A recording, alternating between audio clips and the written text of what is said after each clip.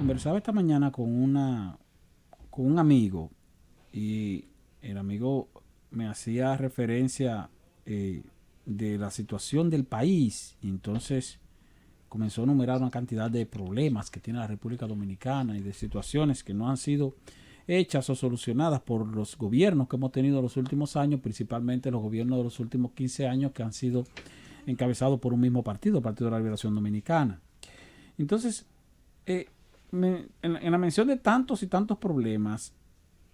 me quedé así como reflexionando sobre algo que mencionaba hace poco aquí mismo en este espacio, que a veces uno no sabe para qué los dirigentes, algunos dirigentes políticos quieren ser presidentes de la República, porque si vas a ir a dirigir un país que está lleno o tan lleno de problemas y que está en una situación tan desastrosa, tendrías que tener las fórmulas para solucionar esos problemas, o si no vas a pasar por el gobierno y vas a pasar como un administrador más, donde puedes enfrentarte a una situación de crisis o puedes simplemente manejar o administrar la crisis y seguir llevando la administración del Estado utilizando prácticamente las mismas medicinas que han utilizado los gobernantes anteriores, para luego salir como es presidente y simplemente decir, bueno, eres presidente, ¿cuál presidente fue menos malo o cuál presidente fue mejor? Sin mencionar que ninguno de los presidentes que hemos tenido ha solucionado ni uno de los problemas fundamentales de la República Dominicana. Y me refiero a los presidentes de todos los partidos políticos que nos han gobernado: el Partido Revolucionario Dominicano, el Partido de la Liberación Dominicana, el Partido Reformista Social Cristiano, en su momento o en sus respectivos momentos. Y hago esa referencia porque el año que viene,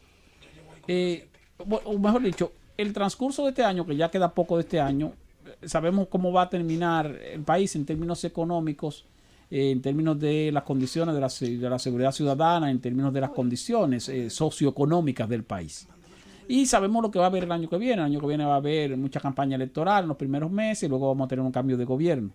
Posteriormente, entonces, tendremos un nuevo gobernante que va a tener que tomar medidas importantes para poder enderezar determinadas cosas que están torcidas o enderezar las cosas que constantemente decimos que están mal hechas. Hoy día debemos tener entonces candidatos a la presidencia sobre los cuales tenemos que hablar y tenemos que esperar que nos planteen de manera efectiva y real,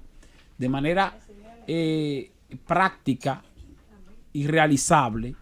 qué va a pasar, por ejemplo, con el exceso de endeudamiento público que sufre la República Dominicana, que es verdad que hay un exceso de endeudamiento público, que los funcionarios del gobierno dicen que todavía es sostenible el endeudamiento, y yo espero que los próximos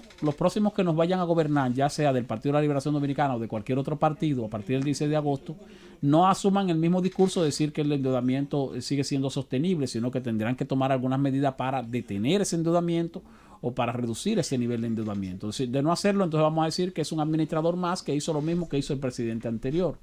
O con la inseguridad ciudadana, o sea, ¿qué se va a hacer con la inseguridad ciudadana y si se va a corregir eso? O con los elevadísimos niveles de corrupción que se denuncian en la República Dominicana y las elevadísimas manifestaciones de impunidad de parte de las autoridades dominicanas, que constantemente también son denunciadas por la oposición política y por una parte importante de la sociedad que no necesariamente incursiona en actividades políticas. Porque si no, entonces vamos a tener un gobernante del cual a los pocos meses vamos a decir que es más de lo mismo, aún siendo un gobernante del mismo partido o siendo un gobernante de otro partido. En todo caso, tendría entonces que llegar un presidente que decida tomar medidas drásticas para solucionar algunos problemas, o por lo menos para detener la intensidad de determinados problemas. Y esas medidas entonces van a implicar un sacrificio o un costo político elevado, y van a implicar también una ruptura con muchos de los que en campaña colaboran para comprometer al gobierno que ha de asumir la presidencia. Yo recuerdo, por ejemplo, cuando Danilo Medina llegó a la presidencia en el año 2012, que entonces uno entendía que iba a implementar medidas importantes que podían ser medidas duras, pero que iban a implicar algún tipo de solución en el mediano y largo plazo para determinados problemas fundamentales del país. Pero finalmente no lo hizo. Y al final la conclusión era que era un gobierno muy comprometido. Como era un gobierno muy comprometido el gobierno de Leonel Fernández, o como era un gobierno muy comprometido el gobierno de Hipólito Mejía. Y hago esa reflexión porque temo que va a seguir pasando eso, a menos que llegue al gobierno alguien que le dé más importancia a la solución de determinados problemas que al costo político. Y alguien que le dé más importancia a la solución de determinados problemas que a los compromisos que se asumen para poder llegar al poder. Por lo tanto, tendría que traicionar la confianza o traicionar o no cumplir con los compromisos que vaya a asumir durante la campaña cuando llegue al gobierno. No decir que no va a asumir esos compromisos, porque si dice que no va a asumir esos compromisos, de repente no gana las elecciones, porque no va a conseguir el apoyo, los financiamientos, los dineros, todos aquellos favores que se obtienen durante una campaña electoral, para que luego entonces cuando se llega al poder, esos que dan esos favores comiencen a cobrar esos favores. Tú tendrías que recibir esos favores, asumir que vas a pagar esos favores cuando llegues al Estado, y cuando llegues al Estado entonces traicionar, o no voy a decir el término traicionar, sino no cumplir con esos favores a los que te comprometiste, lo cual es prácticamente imposible. Lo digo porque temo que ocurra eso,